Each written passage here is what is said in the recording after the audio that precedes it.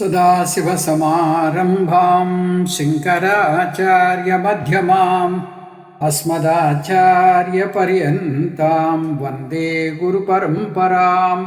हरिः ओम् श्रीगुरुभ्यो नमः। हरिः ओम्. We have completed the entire Bhagavad Gita in the previous class. Today we will take up the 8th chapter summary. That is Moksha Sanyasa Yogam, the summary. In Bhagavad Gita, the 2nd chapter as well as the 18th chapter are very, very important because Paramatma has given the essence of the entire Gita in both these chapters. But there is a subtle difference between the two.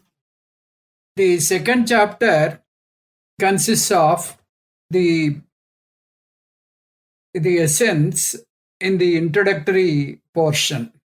18th chapter is the essence in a conclusive way. The essence of entire Bhagavad Gita in conclusion. So from the 3rd chapter up to 17th chapter, it is the expansion of these two chapters. If you look at the entire scheme of Bhagavad Gita, the 2nd chapter talks about Upakrama Samkshepam. That means the starting capsule form, initial capsule form. Then chapter 3rd up to 17 is the expansion of this 2nd chapter.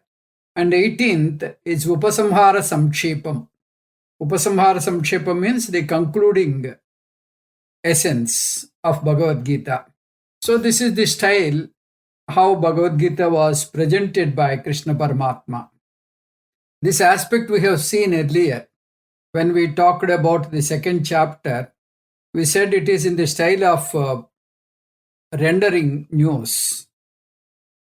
While they render the news, they give the highlights and expand the points, and again they condense all the points in short and conclude.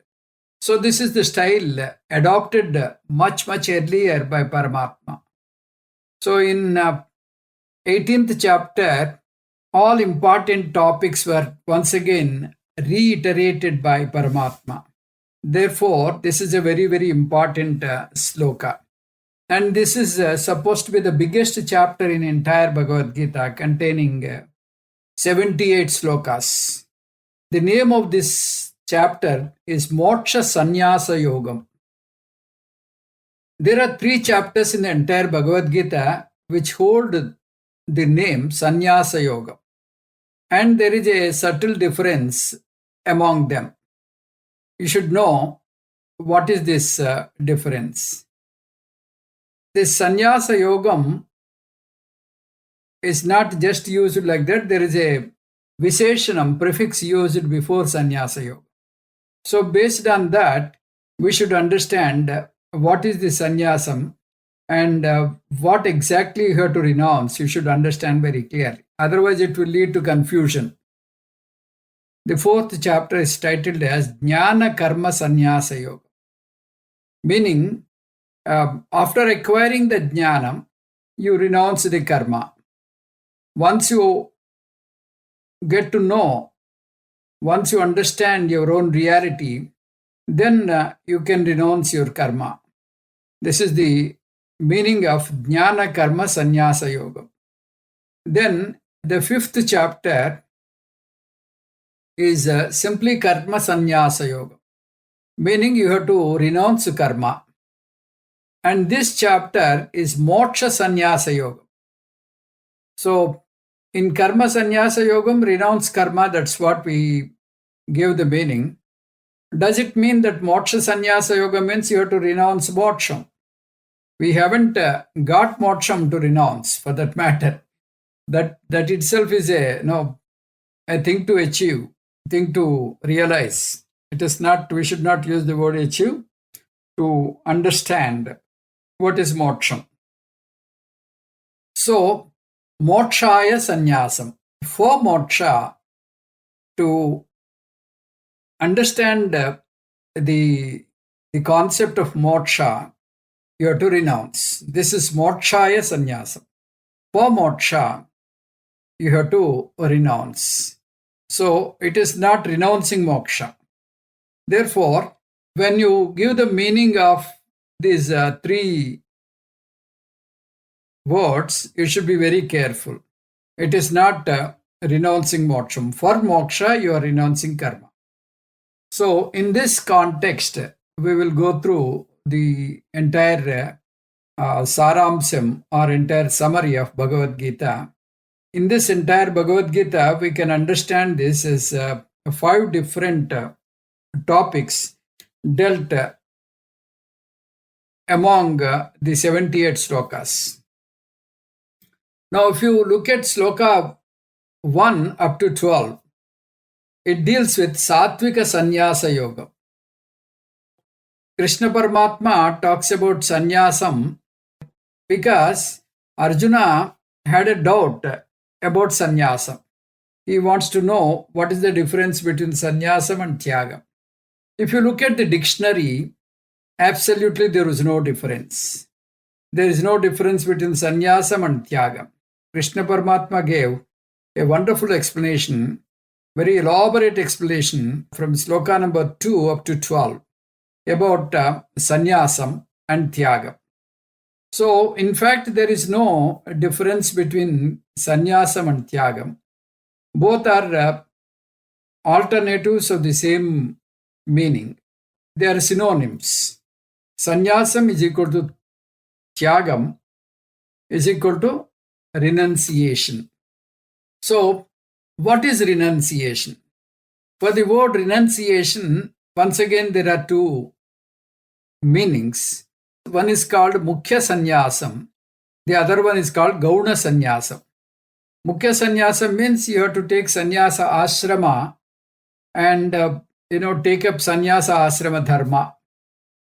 So this is not befitting for people at large, because Mukhya Sanyasam is the very important qualification to acquire Atma Jnana, no doubt in that. But it is given only for those who have got the proper mindset and proper qualification. Those people only the Mukhya Sannyasam is prescribed, not for everybody. Person who takes up Mukhya Sannyasam must have Chitta Suddhi, and he should have got the full refinement, and he should be ready to take up Jnanam. Only for such sadhana chatushtaya sampanna, the Mukhya Sannyasam is prescribed. Shastra prescribes Mukhya Sannyasam only for such qualified and deserving people. Mukhya Sannyasam means literally you have to renounce everything. You have to renounce your family. You have to renounce the society. You have to renounce all kinds of relations. You have to renounce your property. You have to renounce your employment. Not only that, you should have only one pair of clothes. You should not have bank balance. Like that, you have to renounce all things. This is called Mukhya Sannyasa. So, the important thing is, if you want to grow spiritually, this is a very, very useful ashrama. But in the viewpoint of Krishna Paramatma, Arjuna did not have this mental maturity. In the very first chapter, he has showcased the delusion in a very typical way. So he could not even imagine the separation of his near and dear one.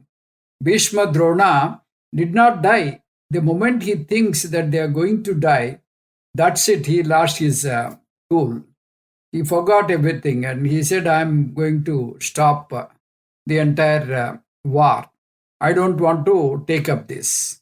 So this is the mental attitude he had. So for such mental maturity, the Mukhya Sannyasam is not prescribed. He is not ready for Mukhya Sannyasam. So for such people, the Gauna Sannyasam is prescribed. Gauna Sannyasam means it is the internal Sannyasam, the Sannyasam at the mind level. So this is prescribed for all grihasthas. So in this particular portion, Krishna Paramatma gives a strong suggestion to Arjuna: don't leave your family, don't leave dharma. So whatever you have, you keep it up. And if you leave dharma, it's a great blasphemy. So because Krishna Paramatma said this because he is not ready to take up Mukhya Sanyasa. So if he takes up, out of some emotion, then it will become Rajasika Sanyasam or Tamasika Sanyasam. It will not, go properly. So if a immature person takes up Mukhya Sanyasam, then he will not follow the rules. He will always try to escape the sannyasa ashramam by some means or other. So that is called Rajasika Sanyasam and Tamasika Sanyasam. So Arjuna was advised not to take up Mukhya Sanyasam. He has to wage war. He innovated war and he has to take up war. So, and he has to continue as a grihastha. So as a karta, he has to perform his dharma. So he has to renounce ragam and dvesham. If he has ragam and dvesham, he always expects something or other from someone. He expects something from the family, something from the society. So it will bind him in all ways. So he has to renounce the sankalpa. So the binding sankalpas he has to renounce. So he has to renounce the calculations. He has to renounce the future imagination and all that. So all these things he has to renounce. This is called, this kind of sankalpa renunciation is called sattvika sannyasam. So sattvika sannyasam means nitya karma phala tyagam. So he has to perform the karma, but the karma phala is in the hands of Ishvara. So it may be in your favor or it may not be in your favor. So karma phalas you have to renounce. That means you have to renounce ragam and dvesham. So this is called sattvika sannyasam.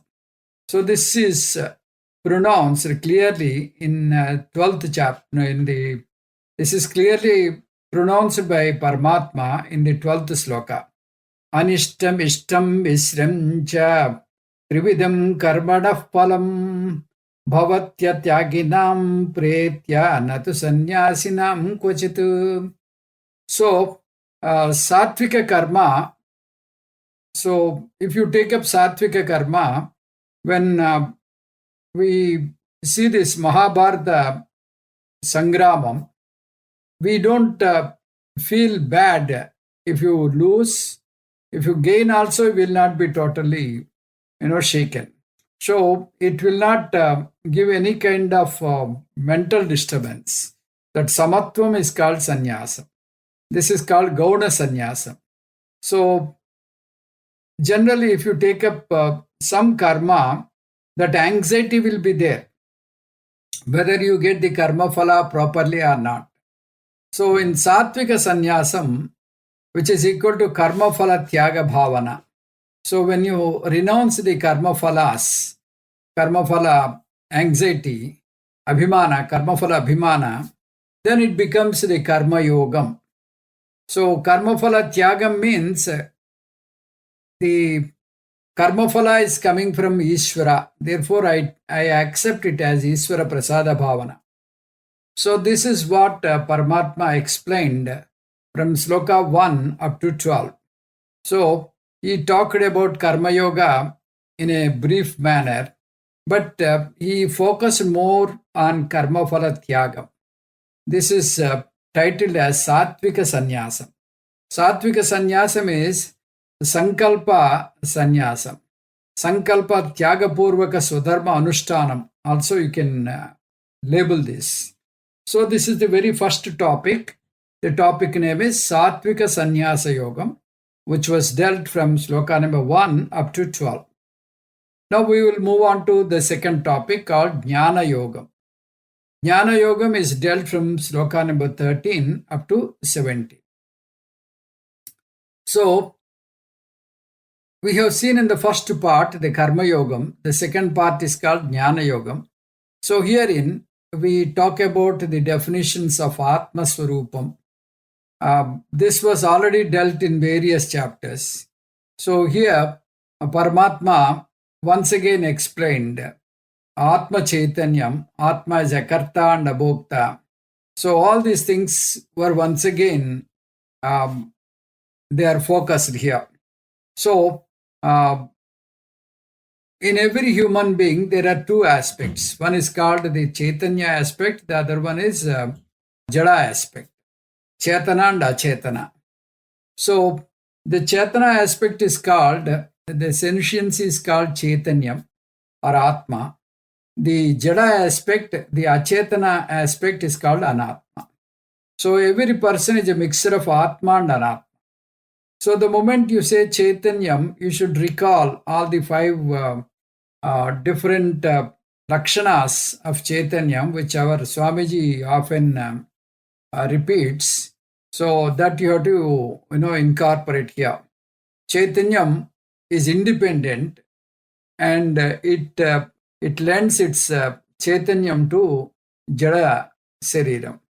So important thing is, even if the body falls, even if the body dies, Chaitanya will not die. Chaitanya will continue. The first stage is this Chaitanya you should realize in your very body. If you have any doubt, you just pinch yourself and see.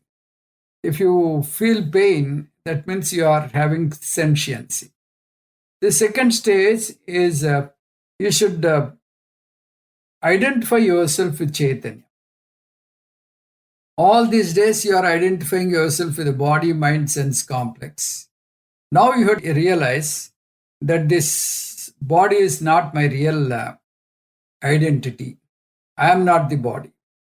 This body is temporarily given as though I wear a robe, as though I wear a dress. Vasamsi jirnani yada vihaya navani gruhnati naroparani. So the body I am wearing right from the birth. The moment I die, just as I leave the old dresses, which are not good to use and all that, so in the same way, I shed my body when the time comes. So even if I shed the body, I will continue as Chaitanya. So as Chaitanya, I am not doing any act. I am not doing any kind of work here. So as a Chaitanya Swarupa, I am Akarta, Abhokta. So I don't undergo any karma phala. So all these karma phalas, they belong to Anatma. That you must be very clear. Panchaitani Mahabaho Karanani Nibodhami Sankhye Krutante Proktani Siddhaye Sarvakarmanam Adhishtanam Tadakarta Karanancha Pradagvidam Vividascha Pradakcheshta Daivam Chaivatra Panchamam Sariram Van Manobhiryat Karmaprarabhate Naraha Nyayam Va Viparitam Va Panchete Tasya Hetava Tatrevam Sati Kartaram Atmanam Kevalam Tuyaha Pasyat Yakruta Buddhitva Nasa Pasyati Durmatihi Yasya Naham Kruto Bhavo Buddhiryasya Naripyate Atvapisa Iman Dokan Nahanti Nanibadhyate.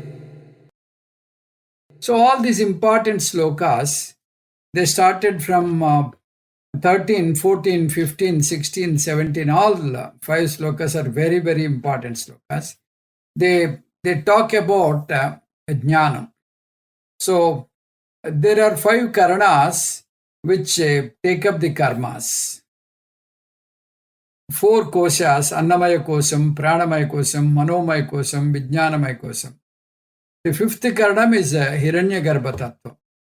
In the presence of the light, we are doing transactions in this room. But the light is not doing any work. In the presence of the light, talking, I am moving the hand, I am doing all my activity. My hand is shown by light. Akartrutva, abhoktrutva, chaitanya mahavasmi. I am akarta, abhokta, chaitanya. So, when I see this jnanam, then I will be free from sanchita, prarabdha and agami. So, sanchita, prarabdha, agami, the karmas are there, but these karma phalas will not influence me. When I know pretty well, I am not the doer of the karma. So, how can the karma phala belong to me? How can the karma phala influence me? Whoever does the karma will have the karma phala. As Atma, I am not doing any karma. Therefore, I am not the bhokta. Therefore, I am the nitya mukta swarupaha. I am free from punyam and papam. So, I am free from sanchita agami, prarabdha. So, I am free from uttama, madhyama, adhama, janma. So, all these janmas, they don't belong to me. The janmas, they come because of the karmas. So, if I do karma, then only I can think of janma. So, if I don't have janma, where is the question of punarjanma? So, if I don't have janma, there is no way of getting punarjanma. Therefore, I don't have punarjanma also. I am nitya muktaha. So, this kind of knowledge, the Atma Swarupa Jnanam, we should acquire. So, Atma Swarupa Jnanam is mentioned from sloka number 12 up to 25 in chapter 2nd. And here, only 5 slokas were dedicated here.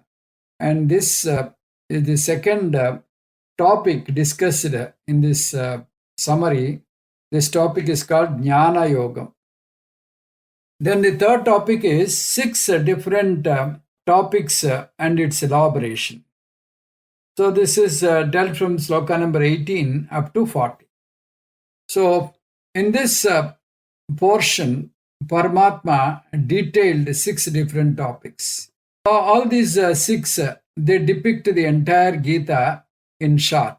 So Paramatma wants to showcase the entire Bhagavad Gita in 6 different topics. If you understand these 6 different topics, that means you understood Bhagavad Gita. So what are those 6 topics? Jnanam, Karma, Karta, Buddhi, Dhruti, Sukham. So once again I repeat, Jnanam, Karma, Karta, Buddhi, Dhruti, Sukham.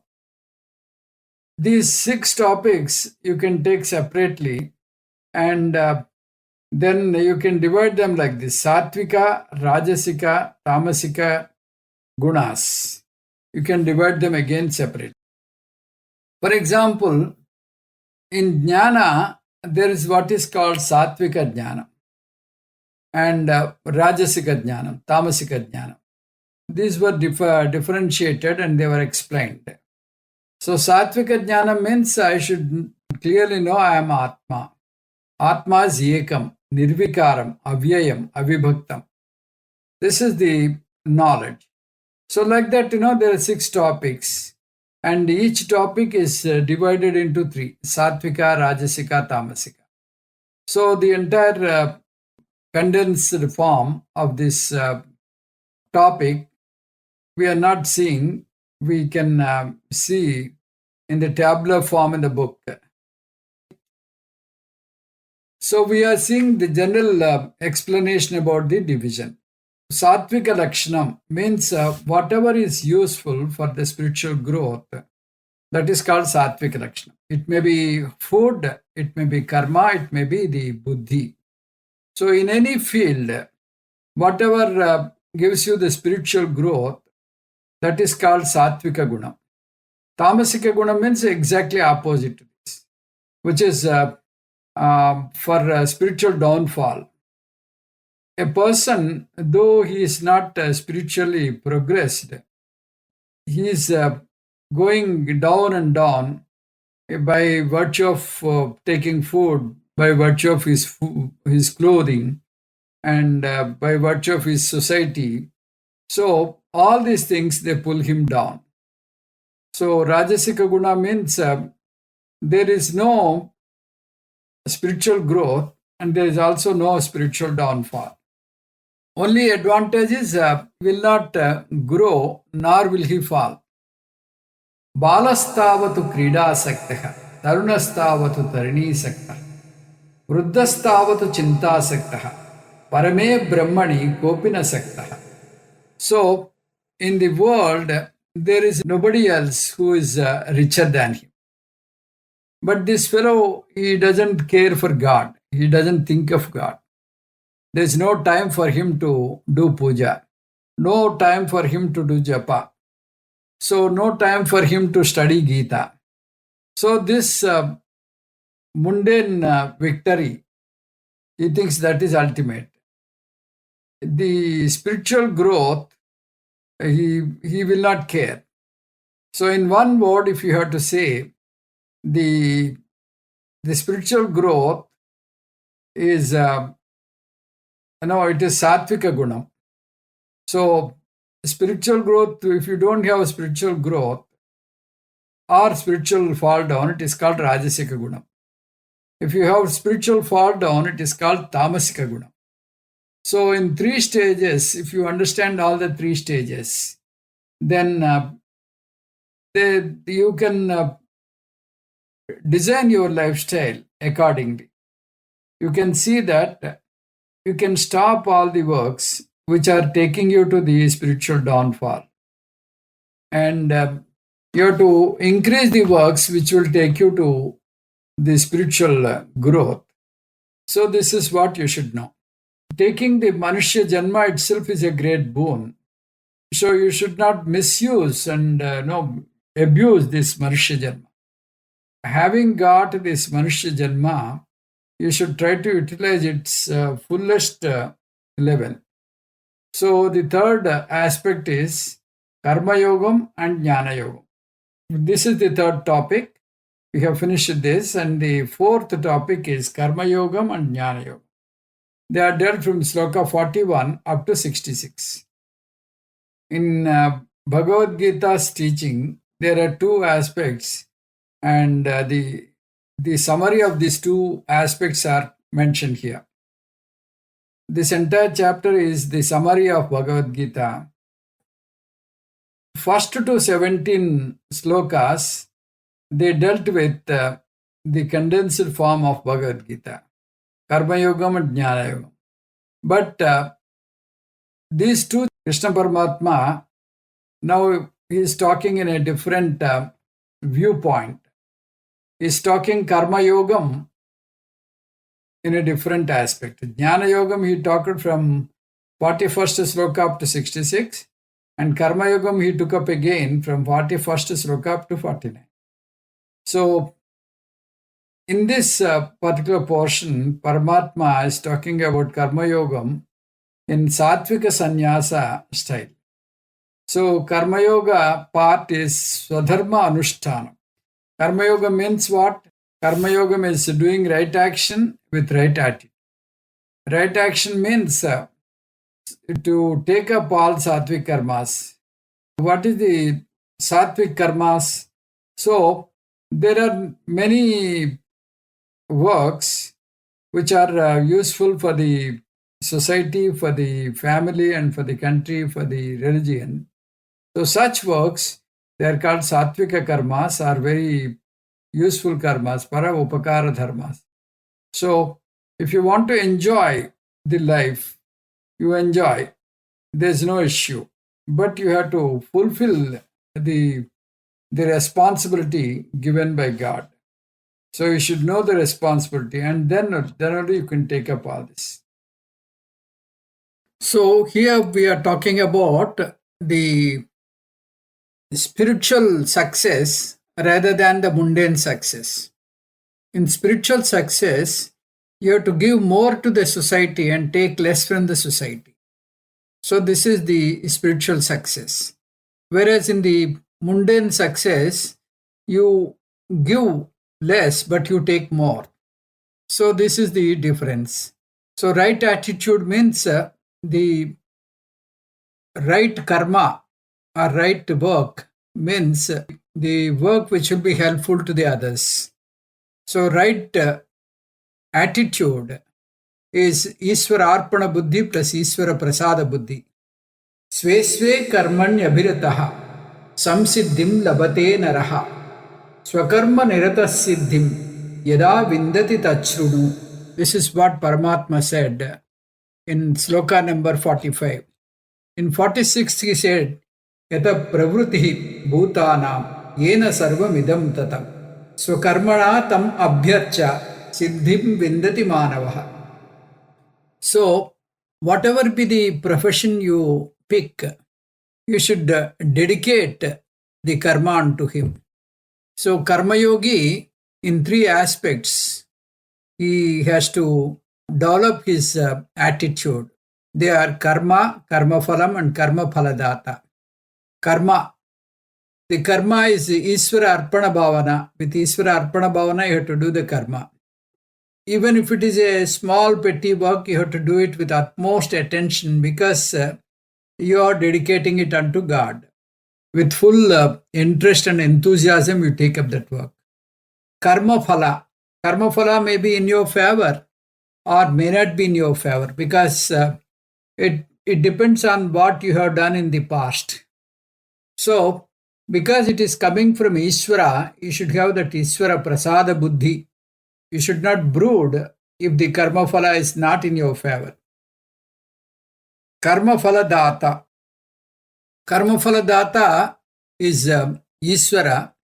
So, you have to escalate yourself from Ekarupa Ishvara to Anekarupa Ishvara. So, you should understand and accommodate Anekarupa Ishvara. Anekarupa Ishvara is the universe itself is Ishvara. So, you can see Ishvara everywhere in every nook and corner of this universe. This is what you should understand. So, Karma Yogi means as a Karta, you get happiness in the very karma.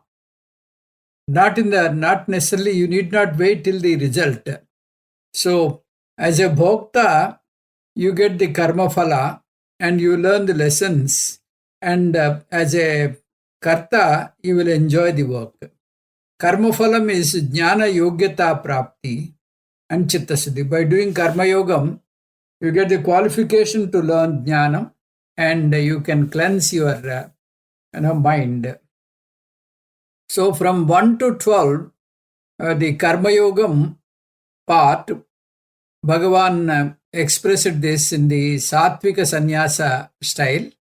From 41st to 49 slokas, Paramatma talked about the Swabhavika karma, how you do the karma according to your Swabhavam. This is the fourth aspect of the first part, that is Karma Yoga. Then we will go to Jnana Yoga. This is mentioned from Sloka number 50 up to 55. So after mentioning about Karma Yoga in a brief manner, Paramatma talked about Jnana Yoga. So about the Jnana Yoga sadhana, he mentioned in various slokas. Simply with Karma Yoga, your sadhana is not over. So you have to necessarily get Jnana. So in order to get Moksha, you should come to Jnana Yoga. So earlier when we talked about Jnana Yogam, we mentioned about Atma Surupam, and in the aspect of Atma Surupam, Paramatma talked about various aspects of Atma in slokas 13 up to 17. Now in slokas 50 up to 55, Jnana Yogam through Sravana, Manana, Nididhyasana. Once again, Paramatma talked about the Jnana Yoga.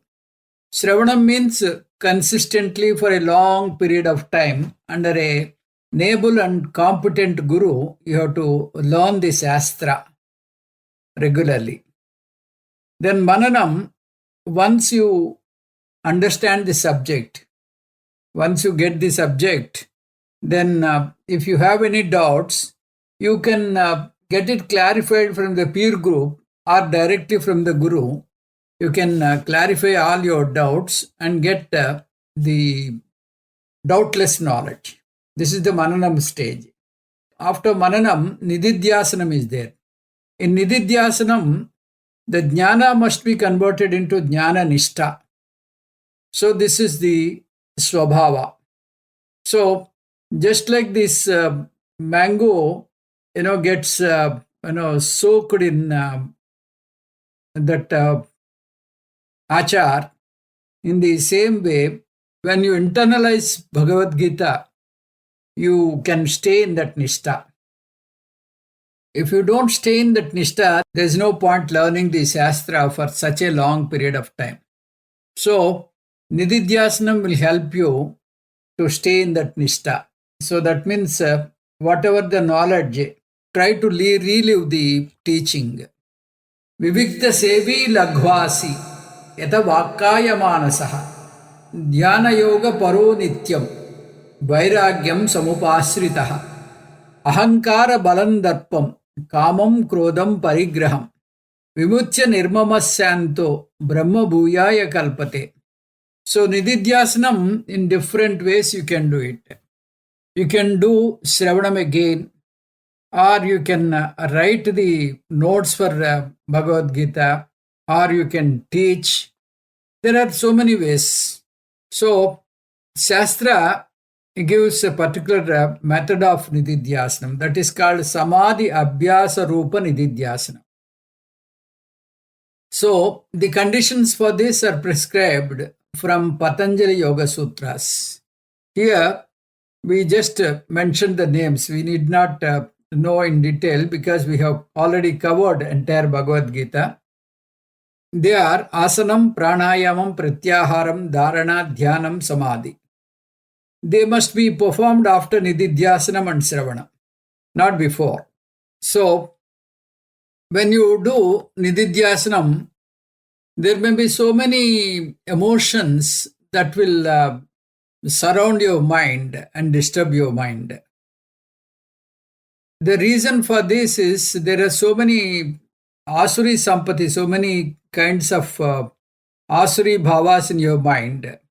So you have to take away those weeds from your mind garden, like you remove the weed in the garden. Like that, in 53rd sloka, Paramatma mentioned a few weeds. They are Ahankaram, Balam, Darpam, Kamam, Krodam, Parigraham, Mamakaram. Supposing if you renounce this, your mind will be at peace, your mind will be in a tranquil state. So such sadhaka will become one with Brahma. So he can enjoy Jivan Mukti. So with this, the Jnana Yoga part is over.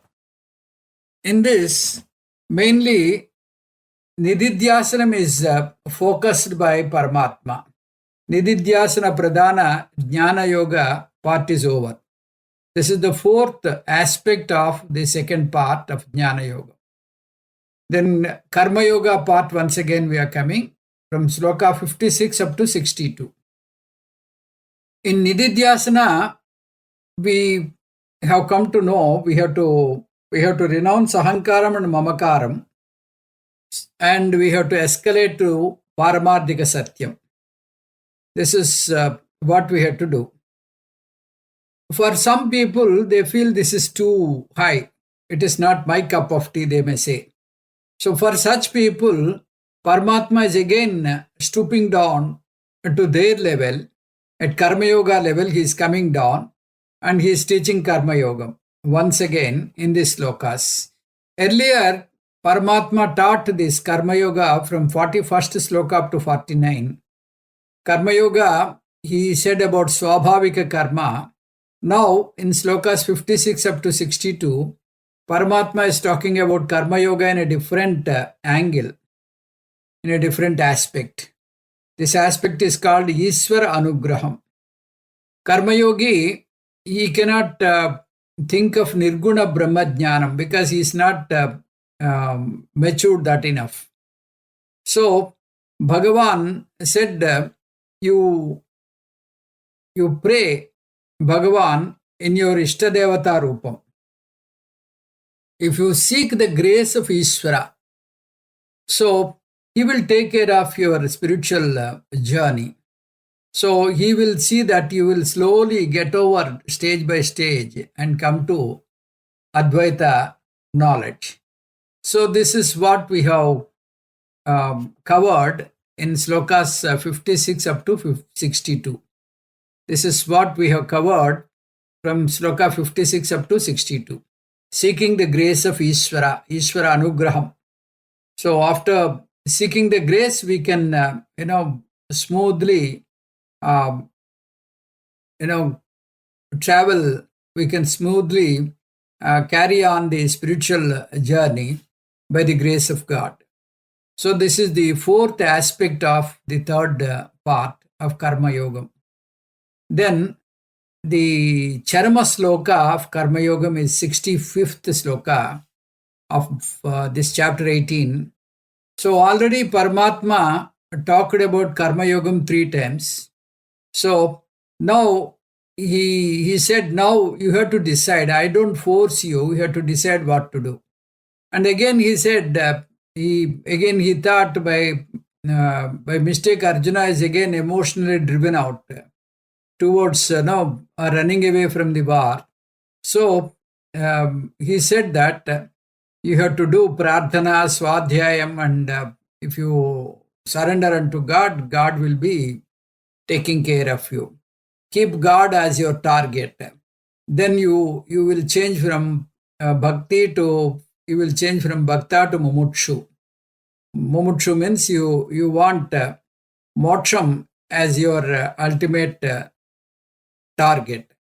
So this is the climax, the parakashta of Karma Yoga. So this is the fourth aspect of the fourth part of Karma Yoga. And this is the Charama Sloka of Karma Yoga. Then Charama Sloka of Jnana Yoga is the 66th sloka.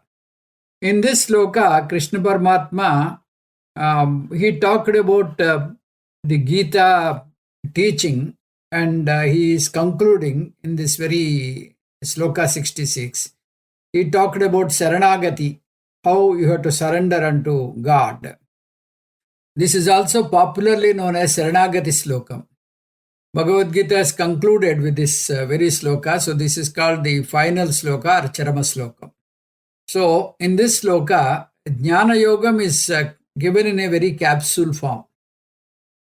The word Jnanam is not directly given in this sloka, but the entire sloka deals with the Jnana Yoga.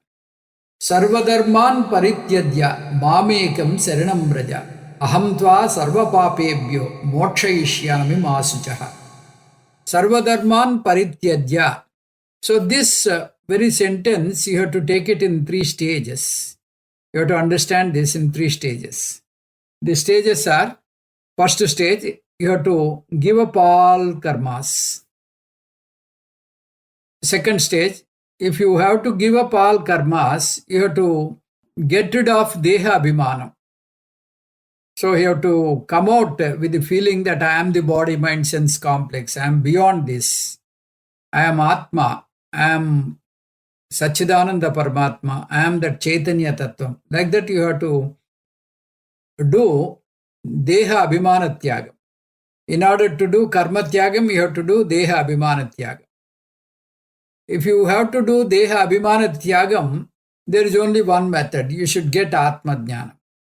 So these are the 3 steps. Sarvadharman parityajya means ultimately you have to get Atma Jnana. How you can get Atma Jnanam? You have to renounce all karmas If you have to renounce all karmas, you have to renounce dehabhimanam. If you have to renounce dehabhimanam, you have to invariably get atma jnana. Then mamekam saranam vraja. So you have to pray not to Ekarupa Ishvara, but Arupa Ishvara Jnanam you should get and pray unto Arupa Ishvara. So this Mam Ekam Saranam Raja, Ekam means that only and only Tattvam, that is Chaitanya Tattvam, you have to surrender unto. That means Jivatma Paramatma Aikyam is start here. Mamekam Saranam Raja is equal to Jivatma Paramatma Aikya Jnanam you have to get. That is what the meaning of Mam Ekam Saranam Raja. So I am the only Tattva that is prevailing here. So unto that very Tattva you surrender. That is what that is the meaning of this Mam Ekam Saranam Raja. This word Ekam is very important in this particular sentence. Aham tva sarva papebhyo mokshayishyami masuchaha. Don't grieve, I will bless you with moksha. So this sloka is misinterpreted by many. So this is to be taken as Jnana Yoga slokam. Shankara Bhagavad Pada defined in this manner. This is the fourth aspect of fifth part of Jnana Yogam Charma Slokam. So fourth aspect of Karma Yoga and Jnana Yoga. So with this, the complete Gita is over. Now the fifth part, that is Upasamharam, is taken up by slokas 67 up to 78. So 67 up to 78, the conclusive part of Bhagavad Gita. From 67 to 71, Sampradaya Vidhi is mentioned here. So in this, what are the requisite qualities in order to learn Bhagavad Gita? Paramatma cautioned not to teach Bhagavad Gita to every Tom, Dick and Harry. He said that, you first assess the seeker, whether he has got these four qualities. If and only if he possesses these four qualities, you teach him. What are the four qualities? Tapas, Bhakti, Susrusha, Anasuya. Tapas means he should have absolute control over himself, and the spiritual discipline he should have. Then Bhakti means Ishvara Bhakti, Guru Bhakti and Shastra Bhakti he should have. Then Susrusha means not doing seva. Susrusha means he should have that inquisitive nature to learn Gita. That is Susrusha, Srotum Ichha. Anasuya, he should not have any criticism on the subject, on Guru and on the matters of Bhagavad Gita. So if and only if the Shishya has the above four qualities, Tapas, Bhakti, Susrusha and Anasuya, then only you have to teach Bhagavad Gita. Then Guru Stuti is also taken up here. So Guru Stuti means Bhagavan clearly mentioned that I like those who teach Bhagavad Gita. The Gita-charyas I like the most. Then Shishya Stuti also he did, Bhagavan did here. That is, he divided the Sishyas into two categories. One is the serious seekers, one who has got absolute Shraddha. The other one is a casual learner. So, person who learns Gita with absolute Shraddha, attentiveness and commitment, Bhagavan promised him moksha. For the person who has casually learned this, then he can attain Swargaloka. And the person who is teaching Bhagavad Gita, he is Jivan Mukta and Videha Mukta. This is what Paramatma promised here. 72 and 73, Krishna Arjuna Samvada Upasamharam. The dialogue between Krishna and Arjuna is concluded with 73rd sloka. 72nd sloka, Krishna Paramatma wanted to know what type of Sishya Arjuna is, whether Arjuna took up the entire teaching seriously or he took up casually. So he asked, what was your status now? Did you take up this Gita teaching seriously or you took up casually? Then Arjuna said, Nashto mohaha smutir labda tat prasadat mayachyuta stitosmi gata sandehaha karishye vachanantava. Now all my delusion is gone. I don't have an iota of ignorance. So ignorance generated delusion is gone. Ignorance generated delusion, and now because of the jnana, I could avoid delusion, and also I could avoid the ignorance. I got the clear wisdom. Now I am ready to fight. So with this, Krishna Arjuna Samvadam is over. Then sloka 74 up to 78, Sanjaya is concluding the balance of Gita. From here on, Sanjaya took over and he talked about the concluding part of Bhagavad Gita. He said to Dhritarashtra that he is so jubilant and he feels so happy for his fortune because he could get this knowledge directly from Krishna Paramatma. And this is such a secret, divine and very precious and rare knowledge. He could get it from Paramatma himself. So he feels so much jubilated and he feels so much blessed by Paramatma and also by Vyasacharya, who has blessed him with his Divya Chakshus. So he thanked by Vyasacharya and also thanked Krishna Paramatma. So among all darsanas, that Viswarupa Darsanam of the 11th chapter, he was so thrilled and delighted. He said that, I feel so much elated by that Viswarupam because I cannot miss it even now. Bhagavan is the universe itself. So such a naked truth is revealed by Paramatma. Having understood that, I cannot miss Bhagavan at any time, anywhere. So this is what Sanjaya expressed his astonishment, and he felt so happy. So he concluded with this 78 sloka like this: Yatra Yogeshwara Krishno, Yatra Pardo Dhanuddaraha, Tatra Srir Vijayo Bhutihi, Dhruvani Tirma Tirmama. Wherever Krishna Paramatma is there and Arjuna is there with his Gandiva, there the happiness, there the success, there the prosperity, there the value system will be there. And this is my firm opinion. I give assurance to all of you. And he's saying so, Sanjaya concluded the Bhagavad Gita 18th chapter. With this, Bhagavad Gita is completed in all aspects. So we are also lucky enough to complete Bhagavad Gita after 5.5 years.